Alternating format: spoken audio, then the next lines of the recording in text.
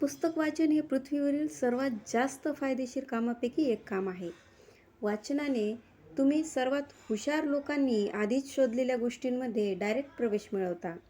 Indirectly तुम्ही त्या व्यक्तीच्या जीवनाचे अनुभव हे अप्रत्यक्षरित्या अनुभवत असतात. एक प्रकारे तुम्ही त्यांचं जीवनच जगतात. पण दुर्दैवाने याचा फायदा फार कमी लोक घेतात. तर आज या व्हिडिओमध्ये आपण बघणार आहोत की वाचनाचा जास्तीत जास्त फायदा कसा मिळवावा आणि एखादं पुस्तक कसं निवडावं वाचनासाठी, हे आज आपण बघणार आहोत. व्हिडिओ आवडला तर नक्की लाईक शेअर करा. चॅनलवर नवीन असाल तर प्लीज सबस्क्राईब करा. यामध्ये आहे एक लिंडी इफेक्ट. हा काय सांगतो लिंडी इफेक्ट?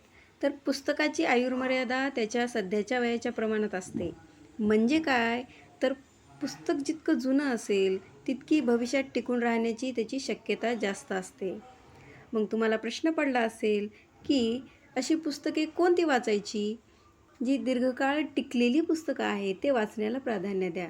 थोडक्यात सांगायचं तर अभिजात आणि प्राचीन असेल ते वाचा.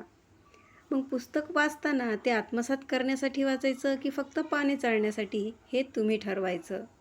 एखादं पुस्तक तुमच्या शेल्फवर प्रदर्शित करण्याच्या उद्देशाने जर वाचत असाल तर त्या कृतीचा खरा उद्देश हा हरपतो. परंतु एखाद्या पुस्तकाला स्वतःमध्ये पूर्णपणे आत्मसात केल्याने तुम्ही बदलून जाता, जसं काही तुम्ही स्वतः हा अनुभव जगला आहात. पुस्तक समजण्यासाठी त्यातील सार काढा.